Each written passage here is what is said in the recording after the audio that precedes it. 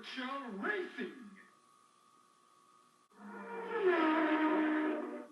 Hey, welcome to another Down the Rabbit Hole video. I thought I'd talk a little bit more about the 32X there. I had done my sort of intro a little while ago and touched on some of the real showcase games that show off what the 32X can do. I really love this device. But now I thought, well, let's actually go deeper into each of the games because I think they really deserve a special mention. And I know a lot of people have got differing views about the 32X, but I just love it, like that video that I mentioned. So I just thought, well, let's start off with Virtua Racing Deluxe, which was actually a game that I had played back in the arcade, and it was the game that made me realize it's for the 32X. Virtua Racing. Or more correctly, what I mean is it was looking for Virtua Racing, just the regular cartridge for the Genesis, that made me discover, hey, there was a deluxe version released for that 32X add-on. And I thought, what 32X add-on? And, well, the rest is history. I love this machine. I love this plugin. I already talked about that in my previous video. Let's talk about Virtua Racing itself. Now, this was an arcade game, which I did play back in the day. And it's obviously a little dumbed down, and you know, the graphics are a little bit chunkier in comparison, but it's still great. Virtua Racing. Okay, so I brought us to the main menu because that repeating loop was getting a little crazy. Yeah, Virtua Racing Deluxe for the 32X is a really astoundingly impressive racing game. Now, a lot of gamers of a certain age might think, well, the PlayStation did it so much better, and that's about the same time, so what's the big deal? We gotta remember the 32X came out almost a year before the PlayStation, and yes, the PlayStation definitely was much more improved, but it was a whole new console. I mean, the 32X was something you added to your existing Genesis you've had for years. So for it to achieve this kind of 3D polygonal racing kind of game is very impressive. Anyway, so the game comes with several different modes. I'm just going to go with regular Virtua Racing mode. You've got a Formula car. Now that was from the original arcade game. They also added this stock racer car, and that's actually apparently a little bit of reference to Daytona USA, which Sega decided to add this in because, well, there's conflicting rumors about whether or not there was going to be a Daytona game for the 32X. And there's even a rumor that I'm going to talk about in a second that there was a Daytona Track in this game. So that's why the stock car is here. And the further one is this prototype space-age looking thing. Each of the cars handles a bit different. I like the Formula one because A, that's the one that was in the arcade. I find the stock car, I'll give it a little spin here, but I find it's a little too slippery. Like I'll tend to spin out on the corners a bit too fast. And the prototype is, I'm thinking it's faster. It's got a neat high-pitched engine sound and all that, but it doesn't seem to turn as well as the other two cars. So let's just stick with Formula 1 here. And I'm going to go with the main first level, which is Big Forest, and just show you with a little more detail what this track is like. Now in the arcade machine, these little pit stop fellas are much better rendered, but the fact that they're even in here is very impressive.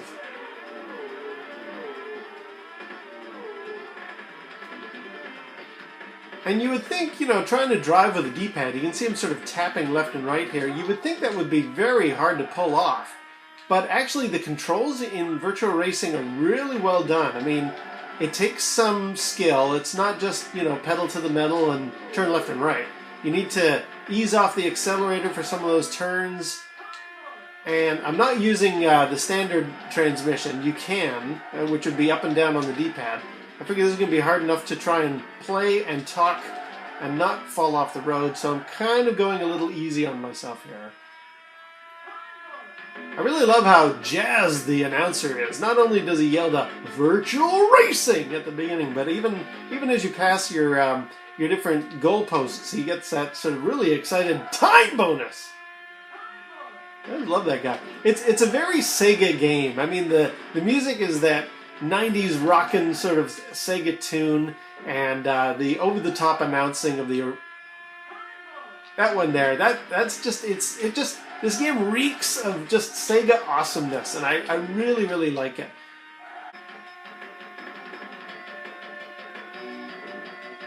Never quite understood why the engine does that sputtering thing, though. And you know what? That happens in all versions of Virtua Racing and a few other racing games, so I'm assuming it's just for looks.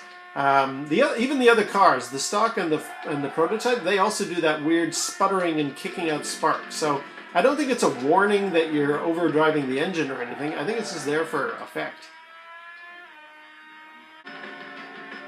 Now again, what's really hard to explain to somebody is how amazing this must have been in the time that it came out.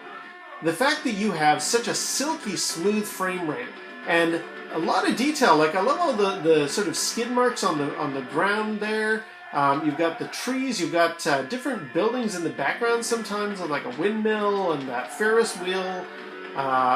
This is such a really, really impressive game. Look at that, look at the background there. And then as you fly out onto the, past the audience here, the pit stop is well defined.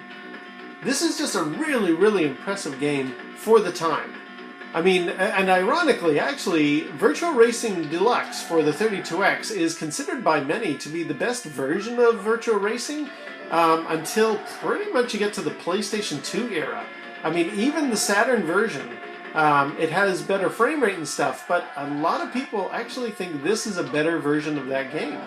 Obviously, the original Genesis cartridge doesn't have the horsepower to really compete, but I find it amazing that the 32X doesn't get a lot of love out there, and yet the version of Virtua Racing, this version of Virtua Racing is considered the best one. Yeah! Sorry, I just love how enthused those guys are. Now to get back to that Daytona discussion, I found a video online, and I'll link to it down below. A guy called Dave Webster talked about how there was a rumor that if you got to a certain track here in Bay Bridge, you would actually, or a certain area, you would actually unlock the Daytona Track and be able to drive that in this game. And he debunked that right away, and I'm going to just show you where he went to here. In fact, for that, let's switch to the stock car just to keep in with the Daytona theme.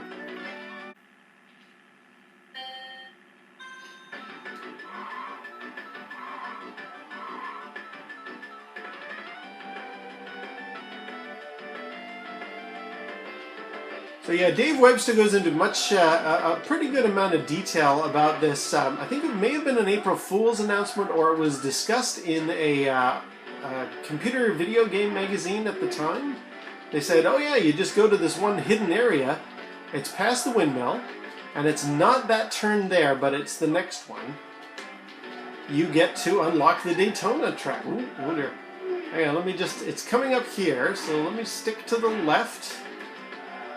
Past this area here, and they say right up in here is where this unlockable Daytona level is, right here apparently, but there's nothing here. It's just this big wide open space, and if you can see where I am positioned on the map, I'm right off the track. So there looks like there was something intended to be here, but like, why would there be this wide open space and it's all paved and actually rendered, and you've got a little ground area here? Like, this is all well off the beaten path of the game. Why would they have this area sitting here if it wasn't intended to be used for anything? I don't know. It's kind of a strange mystery, that one. Anyway, yeah, theoretically, or according to this rumor, you could drive here and unlock the Daytona map, but or track. But that's not true, so we'll see if we can rejoin the race. Oh, I'm about to run out of time! Aww. Boom! One complaint I have about the game is it's very hard to get back to the main select screen. I always hit the wrong button. I think it's B is what you want to do. Yeah, B will take you back so you can choose your next car. Let's do the prototype. I'm forever hitting A or C, and that actually relaunches the last race I was just in, and it's really frustrating. And the other problem is, unlike a lot of modern games, you can't go to the pause menu and then just say, okay, take me back to the main menu. You can't just say, I want to try a new race. You got to turn the whole thing off and on again, or hit reset in order to be able to select another race. So that's one thing. If you want to go, you can only do it when you've ended a race, and you need to press the B button to go back. I don't know if you can see it, but I'm using the 6-button controller for my Genesis, and X, Y, and Z actually allow you to select different views. So let's go here and try another race. Let's do this desert one. So yeah, this one sounds pretty cool in Space Age, but I do find it very hard to turn.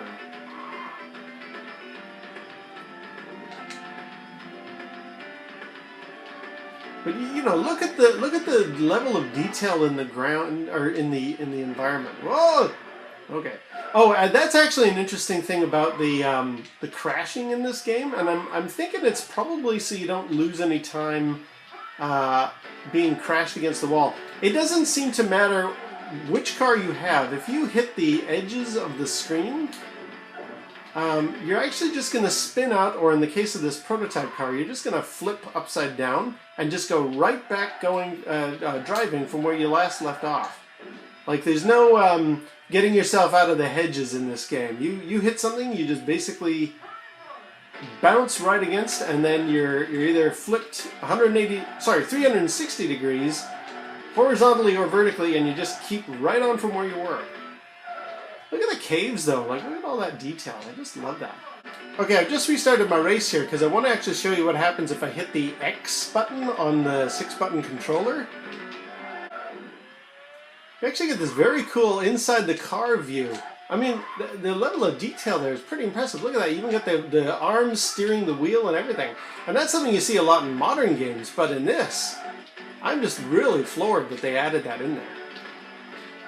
Now, if I hit Y, it takes me to a slightly elevated point of view here. I got a big turn, so hang on. And then if I hit Z, we actually go to this really high up in the sky view.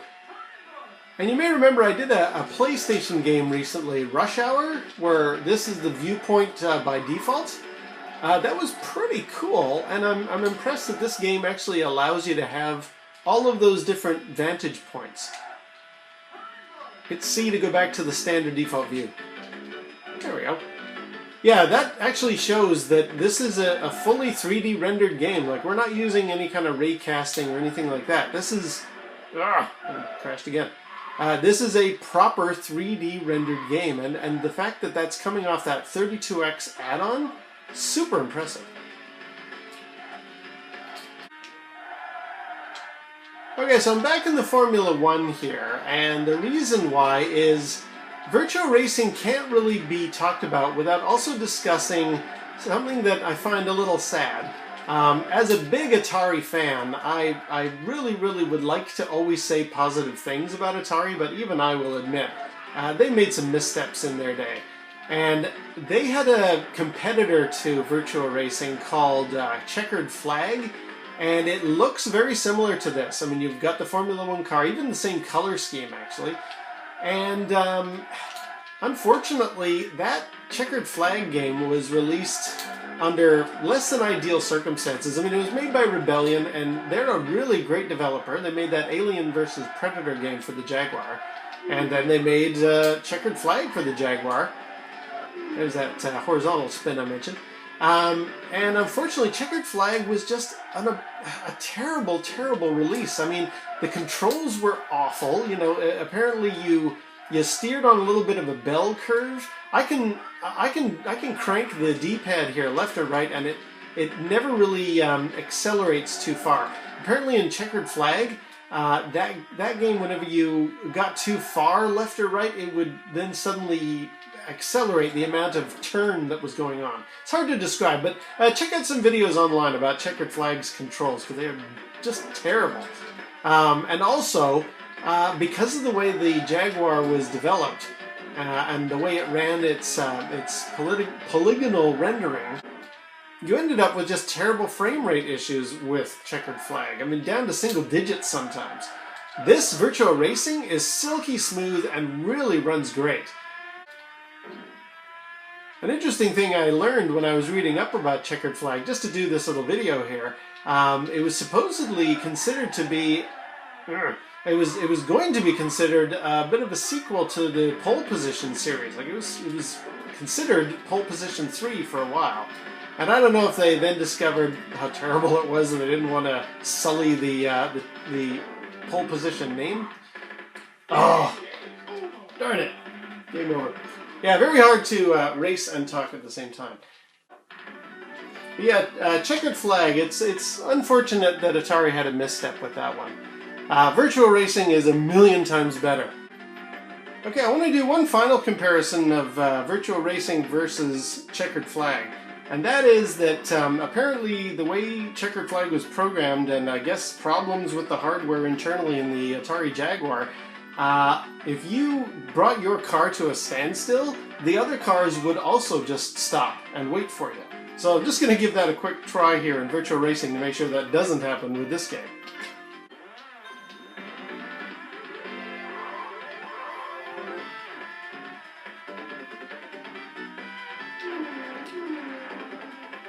So let's get up around this corner and then we'll just hit the brakes and see if they all also come to a stop. And hit the brakes now.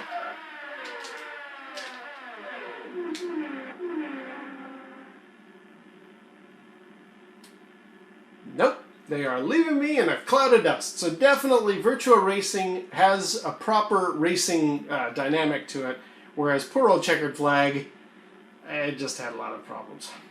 Anyway.